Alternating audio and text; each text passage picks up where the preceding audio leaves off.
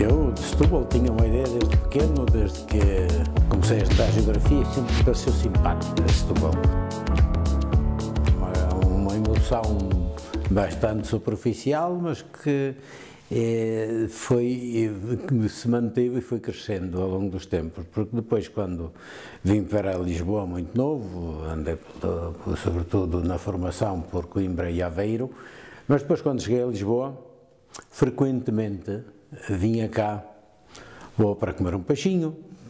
Tinha um irmão que também gostava muito do peixe de Setúbal e vinhamos até cá, Setúbal, Sesimbra, e a cidade ficou-me sempre com muita simpatia, até pelo seu enquadramento entre a serra e o mar. Para quem vem da Madeira, saía muito bem. Depois fui conhecendo melhor, sobretudo devido à figura do Manuel Martins, a nível da igreja e daquilo que significava de uma igreja com que nós também muito nos identificámos, a minha geração, nesse tempo, nos anos 70 particularmente, que foi quando ele começou o seu ministério aqui.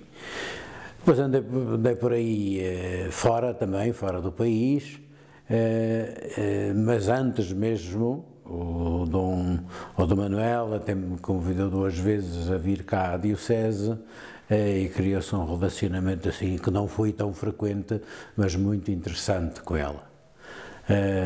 Foi depois, um pormenor interessante foi que a primeira vez que eu vim conduzir a Setúbal foi para um desafio entre o Vitória de Setúbal e o Marítimo. Já não me lembro quem ganhou, mas certamente nós ganhámos com o peixe e a visita a Setúbal. Depois, quando fui nomeado para aqui, portanto, tinha desta península além das minhas experiências pessoais, aquela imagem estereotipada de uma península cheia de problemas, com as sucessivas crises, etc. Estávamos a sair da crise da Troika, e depois toda a gente fala dos problemas sociais, com a pobreza, e etc. Toda a gente me perguntava pelo bairro da Bela Vista, e etc. E eu fui dizendo, achava que de Setúbal não era só isso, a ideia que eu tinha de Setúbal. Tinha bem consciente a ideia dos problemas, mas também tinha, por exemplo, uma ideia que, logo a primeira vez que entrei no Tejo, que a primeira viagem que fiz para cá fui de barco, e senti assim um certo orgulho na altura do fumo das chaminés da siderurgia e da indústria, depois da Auto Europa, etc. Portanto, para mim era uma imagem mista. E isso era uma intuição que só veio a confirmar-se com a minha chegada aqui. Encontrou uma cidade ou uma região, falemos da região, diferente desse estereotipo? Não era diferente, é que fui aprofundando que realmente essas características dos problemas que sofre esta península, mas também das potencialidades enormes que tem tido e da capacidade, e isso foi uma capacidade de reinventar-se a cada ciclo da vida económica e da vida social e de criar novas possibilidades. E mesmo neste curto tempo que levo aqui, nestes 6 anos, isso tem sido evidente, quer dizer, nós temos constrangimentos muito grandes a nível social, também a nível eclesial e a nível de... Temos problemas, ou melhor, desafios, mas temos também tido capacidade de ir reformulando as nossas potencialidades para responder aos problemas que se encontram. Isto, para mim, é uma das características fascinantes que eu chamo esta Mesopotâmia entre 2 rios. Mesopotâmia significa isto, a terra no meio de 2 rios, que nós somos, e que é cheia de beleza e de potencialidades, e que por isso mesmo tem atraído muita gente. Esta imigração que vem para aqui não foi para o outro lado por esta razão, pela razão de capacidade que esta região tem de reinventar-se. E também para a Igreja esta é uma fonte de desafios, mas também de potencialidades que se oferecem para uma Igreja que é capaz de renovar-se. Os desafios acompanham coisas destas que a gente acaba de, evidentemente, responder à situação social, acompanhar o caminho que a Igreja vinha fazendo. Eu tinha muito claro, quando cheguei aqui, primeiro que estava aprendendo a ser bispo. Cheguei aqui baby bishop e, portanto, precisava de aprender. Mas também com a convicção muito clara, que não vinha apagar fogo. Esta era uma igreja, uma diocese, que tinha já feito um caminho que a mim me entusiasmava e continuou a crescer essa admiração à medida que foi conhecendo também o seu passado. E, portanto, ter essa noção de que para mim, um desafio era também continuar o trabalho dos dois bispos que me tinham precedido. O de Manuel Martins, com o seu carisma e que marcou a ADN desta diocese, desta igreja, mas também o trabalho mais silencioso, mas absolutamente formidável, que fez o Dom Gilberto. O Dom Gilberto vai ser, quando se estudar a história desta igreja, e eu penso que o Dom Gilberto há de ficar precisamente como aquele que foi consolidando aquilo que já se vinha e que tinha sido feito antes por tantos, não só padres e leigos. Outra coisa que de facto aqui uma coisa interessante é ver o trabalho dos leigos, desde o início da diocese, e pessoas que foram colunas na edificação desta igreja. E por isso mesmo eu não me considerava que viesse para aqui agora isto agora vai começar a contar-se a ideia, a data a partir de... Não. Esta igreja tem uma história, vai fazer 50 anos dentro de pouco tempo, e por isso eu sempre me considerei que era um desafio continuar este trabalho que estava a ser feito. Depois, outro desafio foi claramente, quer dizer, o desafio primeiro de entender por isso.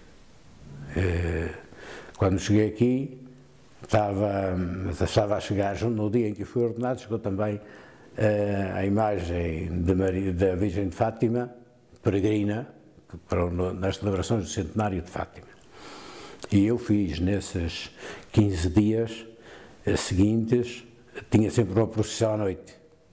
Portanto, que o meu primeiro conhecimento de Setúbal foi With Mary by Night. E fiz mais quilómetros de procissão do que tinha feito na vida inteira. E ia dizendo: põe os pés no chão. Põe os pés no chão. E de facto isso foi interessante, foi conhecendo, por um lado, alguns desafios, mas também muitas facetas interessantes. E uma das coisas que foram interessantes como um desafio a continuar era a abertura e o relacionamento. E isso vem desde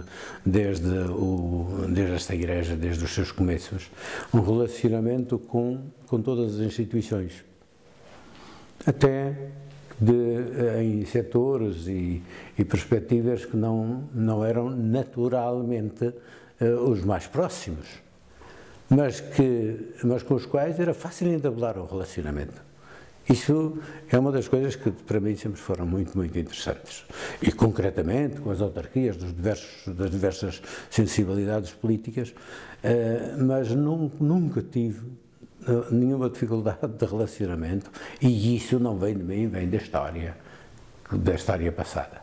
Quando vim para aqui tinha à frente 14 anos para trabalhar, porque aos 75 anos a gente pede a renúncia ao próprio ofício, segundo as leis, que me parecem muito interessantes da Igreja. Bem, isso já são 10 anos mais para a reforma, que depois é preferível que outros venham tomar o lugar.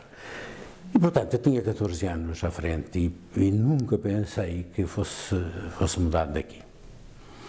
E não estava nos meus planos, não estava também, evidentemente, nos meus desejos. Sempre pensei que ia acabar os meus anos de bispo aqui.